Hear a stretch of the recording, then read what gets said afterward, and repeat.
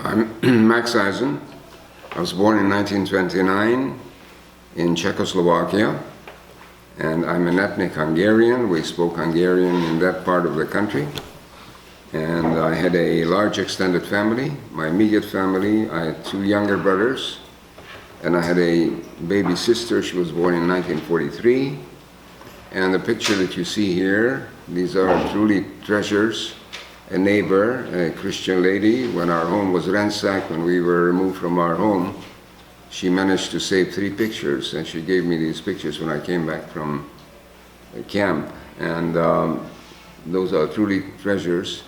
When you look at these pictures, I think of my mother a lot, and she was quite a lady. She was only 40 years old when she was killed by the Nazis, and she fed us a balanced diet. She made sure that I had my cod liver oil every morning before I went to school with a drop of syrup to make the medicine go down. You know, with all the work that she did all the sewing, she did all these uniforms for us. You know, we had these beautiful outfits, short pants.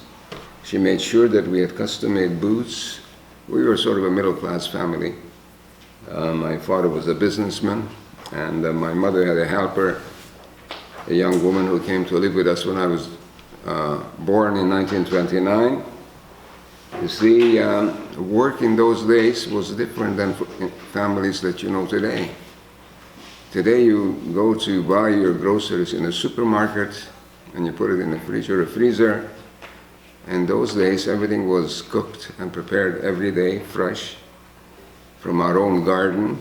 I mean, we were self-sufficient in fruit, in vegetables. We had livestock, chickens, geese, and ducks roaming in our yard. And the only thing I had to go to buy in the store in town was sugar, spices, or salt, things like that. Everything else was prepared in season. So whatever was growing in season was preserved, and those things lasted us for a whole year until the next season, you see. So this was a different life than what you guys know here. And I had so many role models in my life, especially my grandfather. 3 families who lived in this large house. Imagine what a wonderful way that is I was the firstborn child. So I had my grandmother's kitchen to check out what she was cooking, or my aunt. And I know that I didn't like tomato soup with rice, so I was running from tomato soup. My mother made tomato soup and rice. I wound up with my grandmother's kitchen or my aunt. So I had many friends, and I had my extended family from my mother's side. They had a very big farm, about 300 kilometers away from where I was living. And if you can imagine that every summer, my mother put me on a train and sent me off to her mother and brother's big farm. I mean, this was a huge farm with milk cows, goats, and sheep, and they were making cheeses and all sort of things.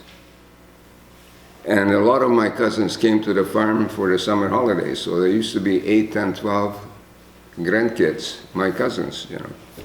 These beautiful girls, some, you know, anywhere older than I was. And out of all these extended families, some 60 people, only 3 of us survived at the end of the war. A cousin from my father's side and a cousin from my mother's side. So you can imagine the impact that was. You know, you are liberated, but are you free? How do you pick up the pieces, you know? So in my book, I wrote this book, and I think about this book, the segments of it, there were the highs and lows, and how do you prepare for the next big task that's ahead of you, And when you are in this, in a camp, you need to be very quick, you need to be very resilient, and you have to be, all you can do is put one foot in front of the other. You cannot really have long-range plans, but you must have a plan. How are you going to survive? So my grandfather, who was my role model, he gave me so many work skills. You know, those skills that I learned as a child, and my uncles on the farm, they helped me get through that 1 year that I was incarcerated. And you would think that 1 year is just a walk in the park, you know. That 1 year was like 1,000 years, you know. Being a slave laborer under the Nazis, 1 minute was like 1,000 years. You never know what's going to hit you and what's coming at you. You know, you are a person who is very lean because you have no food, 300 calories. Think about it, a liquid diet, a cup of tea in the morning, and lunch is a ladle of soup, which is mostly water. Dinner is a cup of ersatz coffee. You know, ersatz coffee means it was not like Starbucks, you see. It was made from chicory, which is wheat that was roasted and sort of had a taste of coffee. So a cup of coffee, a thin slice of bread, and a tiny square of margarine. 300 calories, and what it does to your body is fast disappearing, and it breaks out in all kinds of terrible things, in boils, lack of vitamin C, does horrible things to your body. And you have to do hard labor, 10 to 12 hours a day, march to the job site 5, 6, 7 kilometers and back. And whatever you're doing, you have to be sort of into it in your head that I'm now marching to work and I'm looking at the scenery. You have to keep your brain going all the time. You know, they can break you down very fast because their aim was to rub us away, body and soul. They had it systematically figured out that your life will be no more than 3 to 4 months. That was the Nazi system, because they kept bringing other slave laborers, you see. So they worked us to death. Hungarians came into my part of the world. It was called the partition of Czechoslovakia. My country ceased to exist. It was cut into 3 parts. So my maternal family were stuck in the center of the country. It was a autonomous Slovak republic. And the head of it was a Roman Catholic priest, the Dr. Tiso, who was a fascist. And we never saw them after this partition. I could never go to my grandmother's farm in 1939. And these edicts, these laws against the Jews, as soon as the Hungarians came in 1939, within a few months they posted these edicts in my town. Jews could not sell alcohol and tobacco. My father had a distillery and a drinking place. His business was confiscated. A neighbor simply walked in and said, "Eisen, give me your key and you're gone." And you couldn't complain. We had no rights to any justice. We were nobodies. So in 1940, the police gave an order. In my town of 5,000 people, there were 90 Jewish families. Every Jewish family had to be photographed. Do you know what a census taking is? You know, it's done here in Canada. The government wants to know who lives, how many people live in a home. But in my town of 5,000 people, everybody knows everybody else. But the police had to know not only where you live, but what you look like, you see. So this was taken in 1940. You don't want to live in a country, you know, it's a problem when they want to see what you look like. So I'm in the middle. I was 1940, I guess I was 12. My brother Eugene and my little brother Alfred. While deportation 1944 was on Passover morning, 2 gendarmes kicked in our door and yelling and screaming that you have 5 minutes to pack a bundle, they're taking you away. So my mother said, put on layers of clothing. These were very bad guys, Hungarian gendarmes. They had a black felt hat with red rooster feathers, with a big gun and a 2-foot bayonet fixed to the gun. And they're yelling and screaming that you have any money or jewelry, hand it over, because where you're going, you're going to have no need of this. So what do you make of all these messages? What would you want to take? There's a shock and awe treatment. Everybody is upset. My mother said, put on layers of clothing. My father said, put your boots on. We had custom-made winter boots. How important those boots were. It helped me save my life for the next year. and he went into my grandparents' quarters to see how they were getting ready, and we were forcibly removed from our home. My grandparents and my uncle and aunt, and they gathered the Jewish people from my town and from the farms, and we spent the first night in a school, in 2 schoolrooms, 250 people in a room like this, and 250 people in the next room. So we spent the second night of Passover, where we were supposed to have had a Seder, order of the dinner. We were sitting in a schoolroom, and there was a terrible night. Can you imagine old people? Your home is 5, 10, 15, 20 minutes away from the school, and we are guarded by Hungarian gendarmes. And that night, while we were still in town, sealed off from the town, our homes were ransacked to the bare walls by our neighbors. You see, it was an economic grab for people in my town, in Hungary, and in fact in entire continental Europe. It was an economic grab. The Jews were gone, and they stole everything that the Jews worked for generations. And I found this out when I came back a year later. The synagogue was desecrated. The townspeople, it was a Roman Catholic church, a Protestant church, and there was a synagogue. You see, we have lived with these people for generations. We did business together, we helped each other. Jews made the town work. This is what Jews were doing all over Europe. They were sort of the heart and soul of a place. And you know, I went back to Hungary, to Czechoslovakia in 1992. There's not a single Jew living in this town, and I can tell you that the town reverted 200 years backwards. They're stuck in a sort of in a black fog, you know. This is what happened when they take out a certain percentage of people who are the heart and soul of a country, and they're gone. So from the school the next morning, can you imagine, 450 or 500 Jews were paraded through the town. That was an exodus of the Jews from my town into the unknown. We were sent off by jeers and spitting at us and yelling at us. They were looking at us as we were walking in the middle of the road from the Jewish homes in the windows. Bye, Jews. I will never forget this exodus. And we wound up in a brickyard where they collected 30,000 Jews. Hungary in 1944, and they were sort of occupied, not really. They cannot, Hungarians, say, oh, we had to do this because the Nazi Germans. It's not true. Some German troops came in. It was the Hungarians that gathered us, the Hungarians that put us on cattle trains.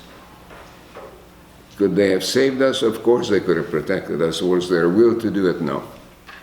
So it was a progression from the home to the school to the brickyard, and then a cattle train to the killing fields and to the death camps into occupied Poland.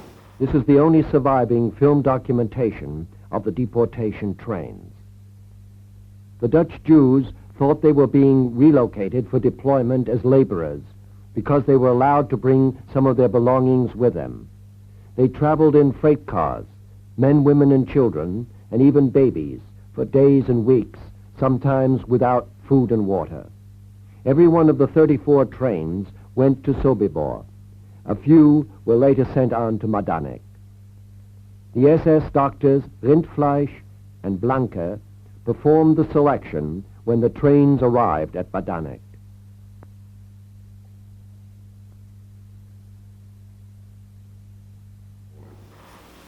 And you can write a book of what it's like to be locked in a cattle car, which is about half the size of this room, 100 people in there, you know, half of this room. Can you imagine? For 3 days and nights, they give you initially a pail of water and a pail for a toilet. And you're standing there like sardines in a can. You can't sit down, there's no room. You can't breathe. You can smell the fear of people. I couldn't see my 2 little brothers. They were stuck between taller people. I don't know how my mother was holding the baby. Some were stuck in a corner. And the doors were locked and bolted down, and water was never replaced. And then you arrived at a destiny. and it was a place called Auschwitz-Birkenau. Birkenau, Auschwitz II, the death camp. It was a process. They call it a process of selection, and people were gassed. And in a span of 3 months, in 1944, 450,000 Hungarian Jews were gassed in this place called Birkenau, Auschwitz II. Mother and my 2 little brothers, my little sister, my grandparents, and my aunt. My father and uncle and I, we were selected for slave labor. Well, I think we were back in camp about 7 or 8 o'clock in the summer. And I think the clock, there was a big clock on the square in Auschwitz I. They hit the clock, it was called the gong. It meant Lagersperre, the lager was closed down. You had to be in your barrack. You couldn't go around walking outside because, you could get shot from the tower, from the guard tower. So you slept the sleep of the dead. And you were woken up at 6 o'clock and your life started again. You got your cup of tea and you had to be downstairs, line up and be counted. This was the drill. Can you imagine counting 30,000 people, 38 barracks in Auschwitz I? And the count had to be right. And sometimes when the count was not right, you could stand, it was called appel. On a good day, it took an hour to be counted, and you had to stand in a military fashion, lined up in units of 50, 5 people in a row, 10 lines, and you had to space out your distances from each other, so the SS could count, so many lines. Stimmt, everything is okay. Now, if the count wasn't right, they had to find, even if it was a dead body, had to be brought down, and we had to hold it up. And you could stand there in a military fashion. You couldn't move for 3 to 4 hours. This was a system. And then the gates were opened, and the music started. There was a men's orchestra in Auschwitz I. There was a women's orchestra in Birkenau, and people went out to work to the job sites. And when you came back in the evening, it was the same drill. You had to be counted again. I mean, it was driving you, it could drive you up a wall if you couldn't roll with the punches, That's the way it was. You had to be very resilient. So when I think back, I wonder, how it was possible for me to. My father and uncle and I, we were together for 2 months. Had they not been with me, I don't think I would have survived the first week. How do you get acclimatized? You're 15 years old. You're parachuted into an inhumane place, and then they were selected and they were gone. My father was selected out in July. It was a devastating time for me, and my support group was gone. And if a door did not open for you, you couldn't get out of this place alive. So I had a terrible beating a week after they were gone, by an SS guard who split my head on the job, and I lost a lot of blood. I went into shock. Losing blood when you are skinny like a rail, it's not a good thing. And once you lose your feet, you are finished. You are useless. You can't work. They don't feed you. And I was hauled back to Auschwitz I. There was a surgery in a hospital ward, Barrack 21.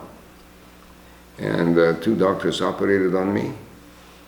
And the system was that if you could not walk away from the hospital 2 days later, you were put on a stretcher and taken to the gas chamber. So you knew, operation 2 days, if can't walk away, you're gone. And I was loaded on a stretcher, and a surgeon took me off the stretcher.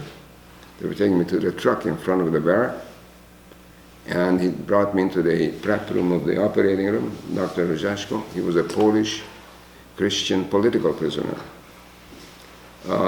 And I became the cleaner in the operating room, and I worked there for 6 months. So my life, the 1 year that I was incarcerated, the first 3 months were working outside, all kinds of terrible, heavy work. And our bosses, the work bosses, were the cruelest killers.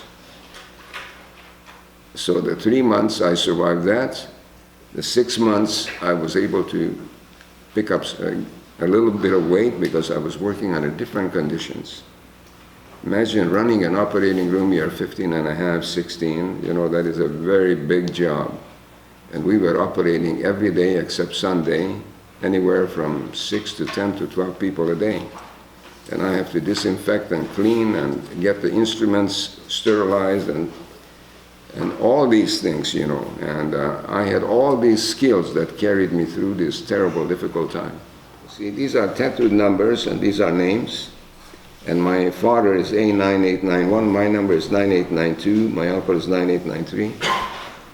We were given tattooed numbers because here you were no longer a human being, you were only a number. So I have a tattoo here, A9892. In July, selection started in the middle of the night. You had to run naked to a barrack, and they looked at your body, and my father and uncle were selected out. And selection meant a definite death. And I only had seconds to say goodbye to them the next day. They were still in the quarantine area in Auschwitz I. And 20 years ago, a friend of mine went to work in the Auschwitz Museum archives, and I gave him the tattooed numbers. Anybody that had a tattooed number, the Nazis kept a perfect record. There were many people who didn't have tattooed numbers. They have no documents. So he came back with these documents, and in the German it says that this was a selection on July the 9th. But the English version said that they were selected for medical experiments on Streptococcus hemolyticus. So Auschwitz was a place where doctors were experimenting. Dr. Mengele on tens of thousands of twins. They wanted to know how each German woman could have multiple births. Pharmaceutical companies were sending letters, we need another shipment of people, and they were experimenting on live people how to produce pharmaceuticals. So these people were injected with terrible poison, and this is what happened to my father and uncle. Never saw them again. So the Nazis, you know, there are people today who say that the Holocaust never happened. These are called deniers. They have their own agenda. You see, the killers wrote down, they were their own archivists and bookkeepers. They wrote it down in triplicate. So the documents are there. Chancellor Merkel, about 8 or 9 years ago, gave access to millions and millions of documents. There's acres and acres of steel metal cases with documents in a place called Bad Arolsen. And it's on the website. In German there's a saying, Ordnung muss sein, order must be, and this is the way they ran this show here. And you know, IBM built them a punch card so they could keep track of all their hundreds and hundreds of camps of their inmates. It took me from January the 12th to January 25th, 13 days. We were exposed to the elements, left Auschwitz in bitter cold snow. Tens of thousands were marched. Half of them didn't make it to Austria. After 4 days of marching, many fell out of the column. They were dispatched with a bullet in their head. And this was a march going to work. I mean, I don't see any snow here, so there was snow up to here. The roads were not snow plowed, you know. And after 4 days of walking, many were lost. The byways and highways in Poland were strewn with dead bodies. Then we were put into flat cars, open flat cars, from Pilsen, from Breslau over here. We went to Dresden in Germany, swung south to Pilsen in occupied Czechoslovakia, and we wound up in Mauthausen in Austria. 13 days. And I think 50% arrived in Mauthausen, so tens of thousands, you know, were gone. And I was taken from Mauthausen to 2 other camps, and I arrived in place called Eisen in the beginning of April 1945. So by the end, this is what we looked like. We were barely hanging by a thread. And where I was in this camp, typhus was killing us by the thousands. We were flat on our bellies, down and out. And this unit that liberated us, a black tank unit, they operated under General Patton's Third Army. Johnny Stevens was the squadron commander of 10 or 12 tanks was a squadron, I don't know how many, 10 or 12 tanks. They liberated Eisen, Gunskirchen, and Mauthausen. And that was a wonderful moment to be liberated, but you still had a very long battle ahead of you. You're liberated, but are you free? Just think of it, your body is so far gone. The battle was how to, our clock was running out, you see. And when they cooked up a meal, the Americans, they brought up a big army kitchen, and they were cooking this stew, meat, and I could smell this meat, and it was making me sicker than I was. I didn't want food anymore, and that was a sign that your life is already ending, and had they been 2 hours late, many more of us would not have made it. So finally I arrived, months later I came back to my home. Imagine coming back to your home where a year before they kicked the heck out of you. And it seemed to me like I was away a million years. And I kept thinking, why am I coming back here? I knew that nobody will be there from my family, but I was hoping we had a big Alsatian. I don't want to say that he was a German shepherd. I say he was an Alsatian. His name was Farkas. In Hungarian, Farkas means wolf. And I was hoping that Farkas would be there. It was a dead place, the place that was such a busy place a year before. There was nothing moving there. There was a neighbor sitting in my mother's kitchen. She was in shock that I came back, and I asked her for a glass of water, wouldn't give me a glass of water. End of story, I had to walk out, and I went to look for this lady, Ile Klinka, who was a good friend of my mother. And she helped me and gave me a bath. My head was full of lice. I was skin and bone. I was very sick. She got me to a hospital, and she gave me those few pictures. This was my homecoming. So out of my town of 500 Jews, less than 20 came back. There was only one mother, Mrs. Rosenberg, with her 2 beautiful daughters. Her son, who was with me in the same class, he didn't come back. And the rest of us were all kids, 16, 17, and 18. And from my extended family of 60 people, 3 of us survived. A cousin from my father's side and a cousin from my mother's side. So I just want to tell you a couple of things. My book is called By Chance Alone. It was really by chance. And last year when the book was published, 2 months later, I had a phone call from somebody. He says, my name is Josh Eisen, called from New York. And he said, I saw your book on Amazon. I bought the book.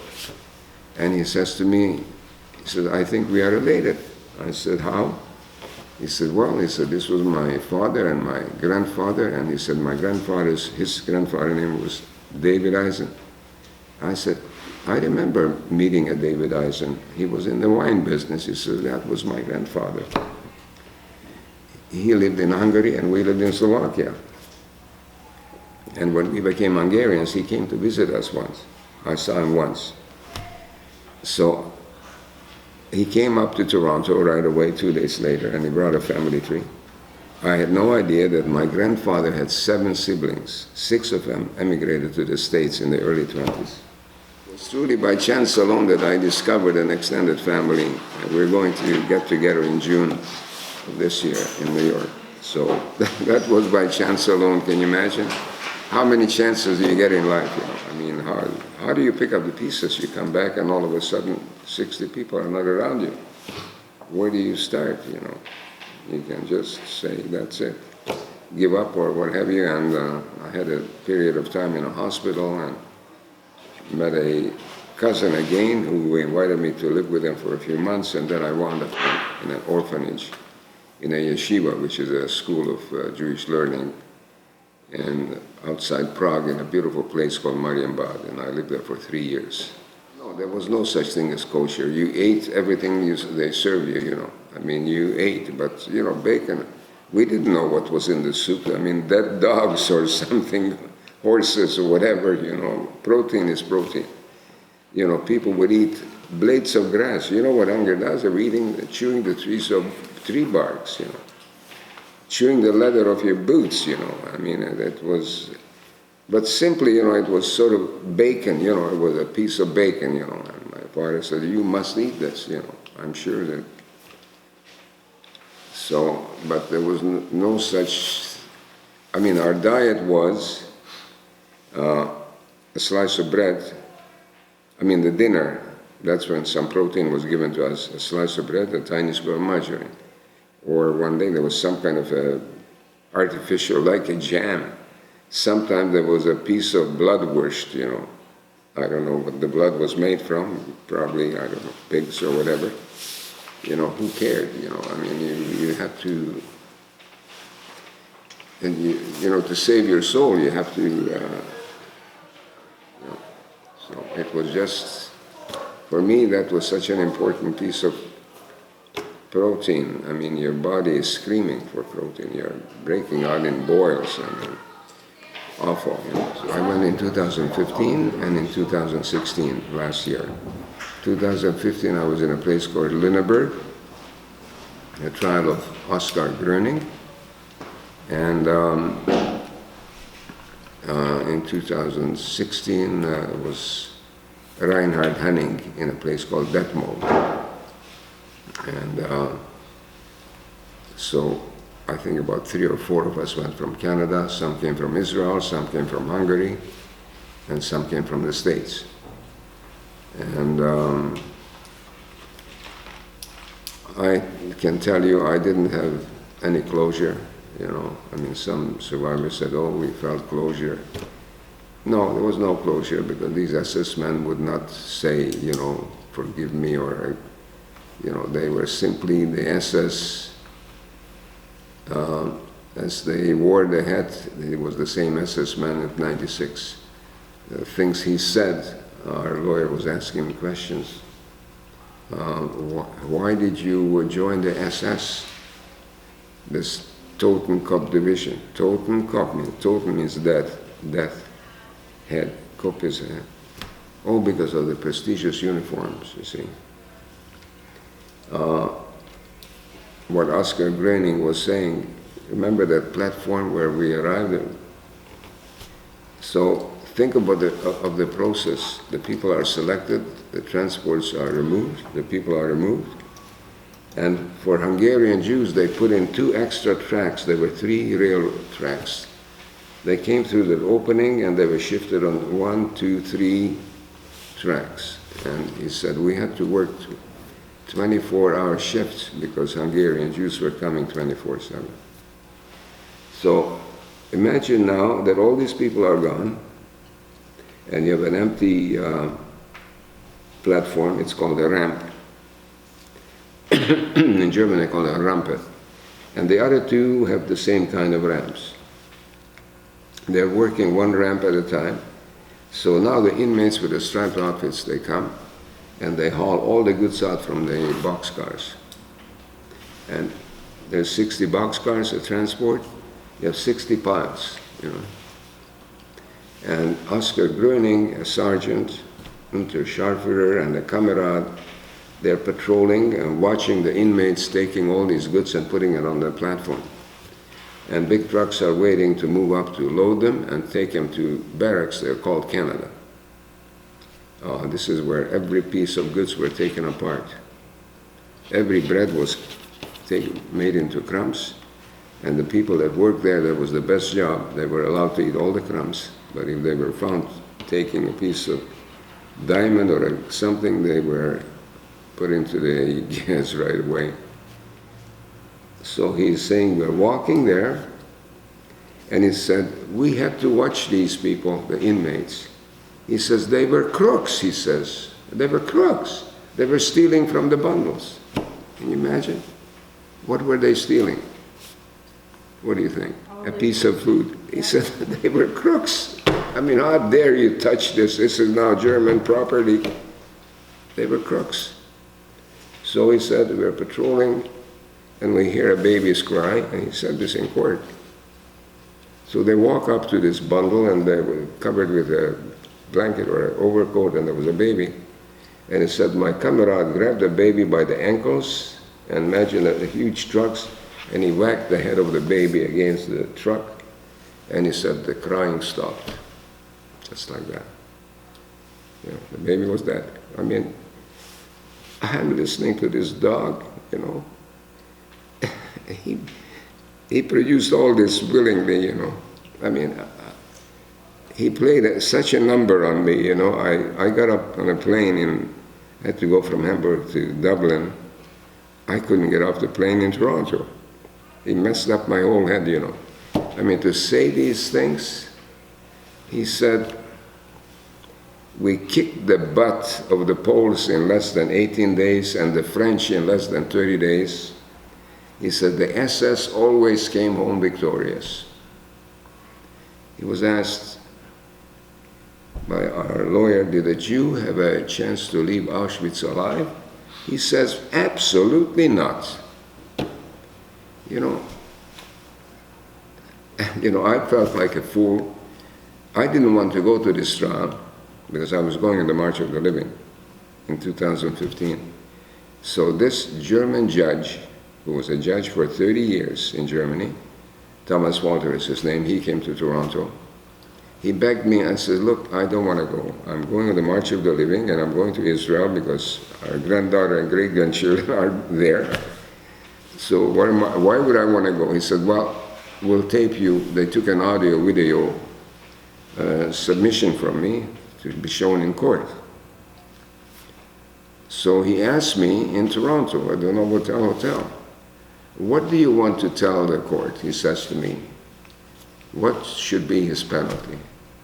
So I'm thinking, you know, what would I like to do to this guy? I would probably like to take strips of him or something, you know. But, you know, I said, what are you going to do to a 96-year-old man? I said, I want the judge to give him a life sentence to go to high schools with an escort, a minimum of twice a week for as long as he's able to tell her what he was doing. And here I'm sitting in court looking at this dog, and I said, what a fool I was, you know. This SS man would do this? No, he wouldn't have done it. So this is the lowest of the lowest. I mean, these people who bought this supremacist ideology. And you know, I look at the world today, and this poison is back again. Anyone with supremacist ideology is capable of doing something like this over again. And this poison against Jews is back again. And did you hear this 3 letters, BDS? You know what a BDS movement is? Anybody know? Nobody knows. You'll hit university and you'll know plenty about BDS. BDS means boycott, divestment, sanctions. And guess what there is being used for? It's being used against Israel. Can you imagine the only democratic country in the Middle East, and in Canadian universities this has become the biggest credo, and not only in Canada, in the United States as well. And this BDS started in Nazi Germany. This is out of the handbook of Dr. Goebbels, the propaganda minister of Nazi Germany. So I want you to know when you hit university, because when these people are going to university buying this, 10 years from now they'll be running this country, and this country will be going. You don't want to live in a country where there's no freedom, and when a group is being, you know, dehumanized, demonized. It's simply hatred of Jews. That's what it is back here in Canada today. And it's a warning. It starts with Jews, but it does not end with Jews. This entire freedom collapses. This is what happened in Nazi Germany. So I'm very passionate about this because this is an amazing country, and if we don't guard this freedom that we have, we can lose it very easily. We knew the aftermath was, you see, they blew up and you know, you need to know, you need to read this book. How did they get the explosives? You know, the women were the heroines in Auschwitz. What they did was absolutely amazing. The men didn't have the brains. I mean, you know, my father and uncle were gone. There was nobody to look after me except this doctor. I was now sort of under his protection. So they managed to smuggle out. They worked in the Pulver Pavilion. They were producing gunpowder, you know. And, you know, they had a DNA in every ammunition factory. They had their own DNA, so they could trace it back where this gunpowder was produced. You know, they had a marker there. Not a DNA, I don't know what it was, but some kind of chemical. So the women smuggled out every day a bit of gunpowder, and they managed to get it to the Sonderkommando, was the special unit that worked in the gas chambers. Can you imagine to work there 60 days, and they were rotated, they were put into the gas. They were killed after 60 days, they knew.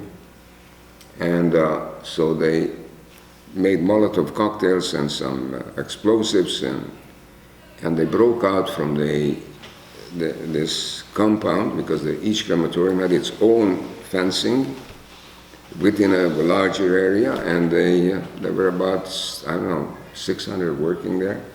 They were all gunned down. I think about 4 managed to get into the forest. And so how did we know about it? In the evening, when the appel comes, accounting. So now they had so many missing people, and we were standing there all night being counted. We couldn't go back to our barracks, you know. So we knew that something happened, and it sort of filtered in by next day. We sort of found out in Auschwitz of what was happening. We could hear the sirens. You see, when there is a breakout or a missing person, the sirens, it's a warning to, you see, Auschwitz, here is Auschwitz, 1, 2, and 3, and many others, and there is 3 post guards, 3 huge, like, you know, you drop in a stone in a pond and you see the circles, you know. So this is how Auschwitz was guarded. 3 rounds of guards with minefields around, you know. You have to be very lucky to get out, you know. 2 guys managed to get out, and one came to Vancouver. Dr. Werba, he became a dentist. He was a Slovak boy, escaped from Auschwitz. Amazing story.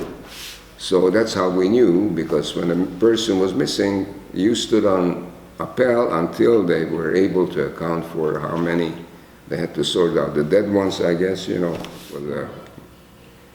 I felt that, how can we stand here and do nothing? But, you know, there was an SS cordon in front of us, you know, hundreds of SS with their attack dogs. And these 4 girls, 2 Slovak Jewish girls and 2 Polish Jewish girls, they went up to the gallows and they said 2 words in Hebrew, Chazak v'amatz, be strong and of good courage. They were telling us to be strong. They knew that there was such a, I don't know, from the chest you could hear sort of a murmur of the crowd, you know. I mean, all it needed was a spark. It could have blown up, you know, but who would have started it? We would have been mowed down right away. You know, there was no way we could have, you know. So it was a terrible moment. Well, it took me 3 years. I was in this orphanage in a place called Marienbad in the Czech Republic, in Czechoslovakia. It's a world-famous spa. And simply the beauty of that place, and being in a organized place, I had the roof over my head. I was learning to be a dental technician, so I was working in a lab. You see, in Europe, every dentist has his own lab. And there was a Meister technician, and he was a Sudeten German, and he took me under his wings, and he taught me, and I really liked what I was doing, and so I became a normal person. It took me 3 years. You know, I guess we didn't know about PTSD in those days. So we just had to sort of swim through the fog, you know. And I remember we were given a pension, which is a small hotel. I think there were 40 of us, and the town gave us this pension, and I think the rage was so bad. I mean, we arrived there, and I know there was some beautiful furniture there, and tables that we broke everything to smithereens. You know, there wasn't a single chair that had any legs or the tables. It was a mess, and you know, we didn't know why the heck we were doing it, and we were doing some crazy things, but we sort of settled down. It took us a while. We got civilized. And I started to read books again. I was an avid reader of books, and my aunt, whom you'll read about in the book, Bella, she was an invalid, and she educated herself by reading books. I guess she must have had polio since she was I don't know. She taught me how to read a book. I was 6 or 7. I got through all the books of Jules Verne. I don't know if you know Jules Verne. The books, I read every one of them, and I was an avid reader. And but there was a hiatus, you know, from 12 when I was kicked out of school. I became an apprentice.